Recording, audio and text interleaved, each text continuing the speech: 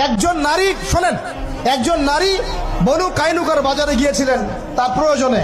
ইহুদি তার শ্লীলতাহানি করেছে, তার সতর খুলে দিয়েছিল একজন ইহুদি। এটা দেখে একজন মুসলিম ভাই সেখানে থাকতে না পারে ওই ইহুদির গর্দান নামিয়ে দেয়।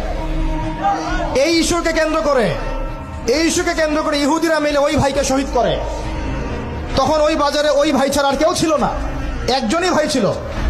এরপরে এই মামলা আসলো নবীর দরবারে সাল্লাল্লাহু আলাইহি ওয়াসাল্লাম। এটা মদিনার ঘটনা।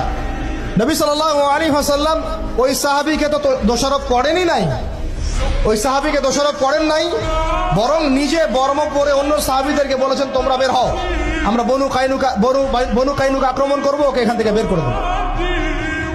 একজন দিনী বোনের ইজ্জতের বদলা নেওয়ার জন্য পুরো বনু কাইনুকার ইহুদিদের সাথে যুদ্ধ হয়েছে। আর আমাদের বোনরা স্বেচ্ছায় ইজ্জত বিলি দিচ্ছ। তোমরা হচ্ছে মাটির তলে চলে যাও, তোমাদের বেঁচে থাকাচ্ছে মাটির তলে চলে যাও। তোমরা নিজেরা স্বেচ্ছায় ইজ্জতের বিসর্জন দিচ্ছ।